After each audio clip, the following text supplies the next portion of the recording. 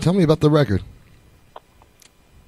Well, specifically the conceptual into its infancy. How it was created, and the ideas behind it, and the messages you want to come out of it. Right. Bear with me. That's a huge amount of amount of subject matter to tackle. But we've been working on song ideas for the past 3 years. We had technically four solid writing sessions, and so much material to work with. At the beginning of the year, we were a little bit overwhelmed with over 50-plus songs to choose from to start pre-production. So I went to Justin's house. He lives out in Lake Elsinore. At the beginning of the year, and really tried to kind of start to systematically, I guess, quantify things, if you want to put it scientifically.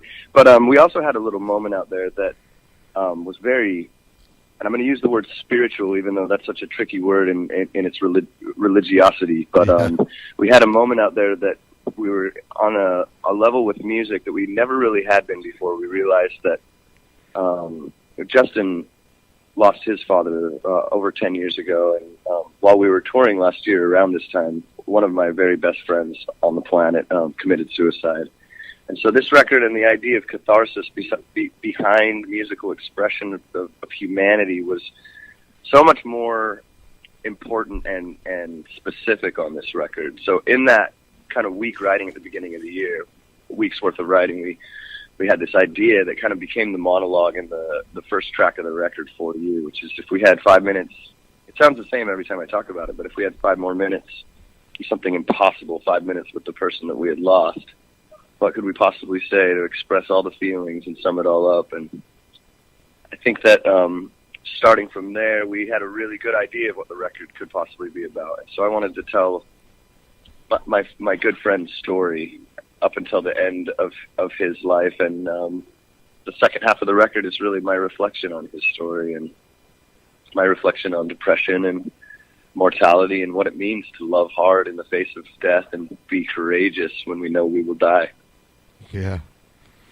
One thing I've been, dealing with a lot personally is my own mortality, because, you see a lot of people that, the older you get, it doesn't get any easier, especially emotionally. And people that I've known, they're passing, or to find out that they aren't with me no more. I take that hard.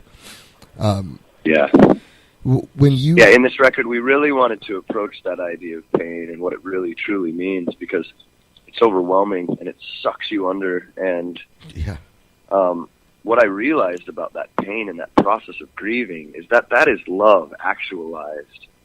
And how much my heart hurt for my friend Tragan, who I still miss more than anything to this day, that I can't even put it into words or truly capture the expression of how it feels. We tried to get as close to that moment as possible, and I think that as a human, knowing, like, the older you get, the more you actualize and realize that you will die, and when close ones, friends and family and loved ones leave, I feel life is too short to really truly allow us freedom from pain of such intimate relationships. So, and I know that when I'm ingesting art, or when I'm ready for art to take me where it wants to, I learn so much from other people's expression and other people's ways to deal with death and life and courage through mortality. So only way I know how to give on this little time that I've been given is to tell my story